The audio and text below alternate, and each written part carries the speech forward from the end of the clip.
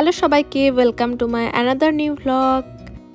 আজ রবিবার আর আজকে আমার জন্মদিন।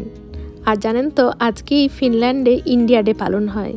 তাই প্রথমে আমরা ঠিক করেছিলাম যে আমরা কোথাও যাব না, কারণ তুহিনের নাকি আমার জন্য আমার জন্মদিনের জন্য অনেক কিছু রান্না করতে হবে।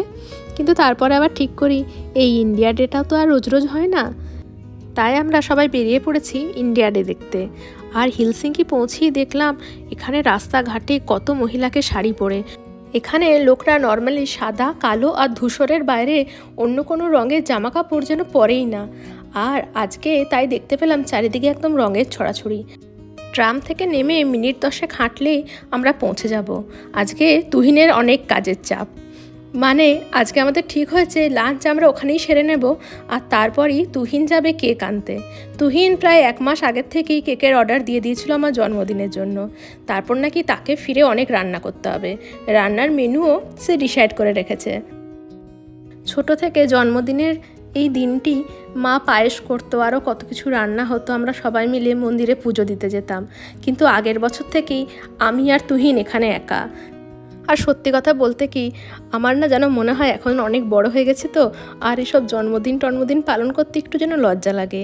কিন্তু আমি তুহিনকে দেখছি, ও আগের বছরও এত যত্ন করে আর ভালোবেসে এই দিনটা পালন করেছিল।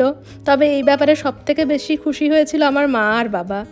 আর এখানে পৌঁছে দেখছি প্রোগ্রাম একদম জমে উঠেছে।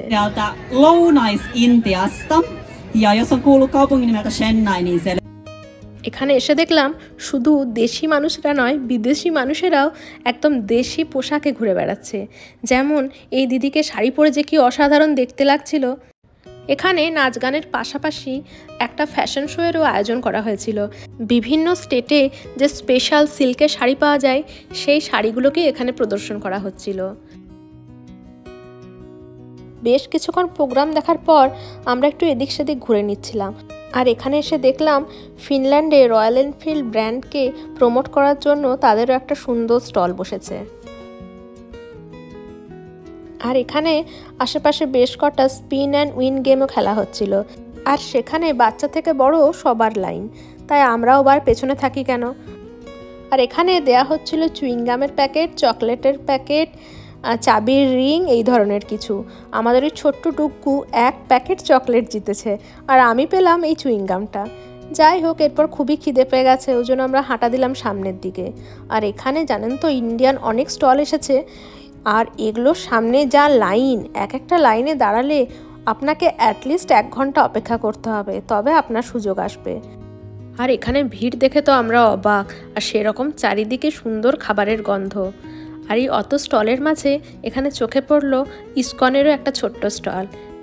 এখানে শ্রী ভগবত গীতা থেকে আরম্ভ করে পুজোর আসন সবই পাওয়া যাচ্ছে। আর তার পাশের স্টলেই আমাদের চোখে পড়লো সুন্দর সুন্দর সব কালারফুল প্রদীপ, কাঁচের চুড়ি, আরও কত কি। আর এখানে বাচ্চাদের জন্য অনেক রকমের ব্যবস্থা করা হয়েছিল। বাচ্চাদেরই তো আনন্দ বেশি, এরা বেচারা সারাদিন ঘরের মধ্যে নাহলে স্কুলের মধ্যেই বন্ধ থাকে। এরপর আমি যাব সোজা বাড়িতে, আর তুহিন যাবে কেক আনতে। আর আমি বাড়ি পৌঁছে দেখি তুহিনের মাছের কালিয়া বানানোও হয়ে গেছে। আজকে ওর স্পেশাল অর্ডার হলো যে আমাকে নাকি রান্নাঘরে কিছু করা যাবে না, শুধুমাত্র বাসন্তী পোলাওটার দায়িত্ব আমার। আর এখানে জানেন তো এক বাংলাদেশি দোকানে চিনি গুঁড়া চাল বলে একটা চাল পাওয়া যায়, আমাদের ওখানকার গোবিন্দভোগ চালের মতো। ওই চালটার এত সুন্দর গন্ধ, আর ওই চাল দিয়ে এত সুন্দর পায়েস আর বাসন্তী পোলাও হয় যা আপনাদেরকে কি বলবো। তুহিন একদম সকালে সবার প্রথমে পায়েসটাই বানিয়ে নিয়েছিল। ও যে এত ভালো পায়েস করতে পারে এটা কিন্তু আমার খুব একটা ধারণা ছিল না। আর তুহিনের বানানো এই স্পেশাল চিকেন রোস্ট, এটা কিন্তু অসাধারণ। একদিন আপনাদের সাথে এই চিকেন রোস্টের রেসিপিও শেয়ার করে নেব।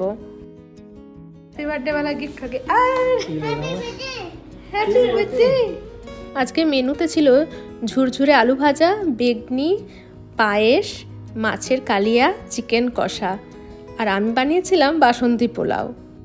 সব রান্না কমপ্লিট হতে হতে রাত্রি 9টা বেজে গেছে, যদিও বাইরে এখনও সূর্যের রীতিমতো আলো। আর এখন সবার প্রথমে কবজি ডুবিয়ে খাওয়া দাওয়া, আর তারপর রাত্রি 12টায় কেক কাটা। আমার ছোট থেকেই ডিজনির কার্টুন খুব ভালো লাগে, এমনকি এই বড় বয়সেও মাঝে মাঝে আমি কার্টুন দেখি। আর দেখলাম তুহিন আজকে কেকটিকেও এনেছে সেই ফ্রোজেনের থিমে। আমার যে কেকটা দেখে কি আনন্দ হচ্ছিল। মনে হচ্ছিল যেন হঠাৎ করে আবার সেই ছোট্টটি হয়ে গেছি। যাই হোক, আজকে ব্লগটা এখানেই শেষ করব। আপনাদের সবার কেমন লাগলো আমার ব্লগটা অবশ্যই জানাবেন, আর ভালো লেগে থাকলে লাইক, শেয়ার আর সাবস্ক্রাইব করতে ভুলবেন না। আর আমার এই ভিডিওগুলি সম্পর্কে আপনাদের যদি কোনো রকম কোনো সাজেশন দেওয়ার থাকে সেটাও কিন্তু অবশ্যই জানাবেন। দেখা হবে আবার পরের ব্লগে। আজকের মতো বাই বাই।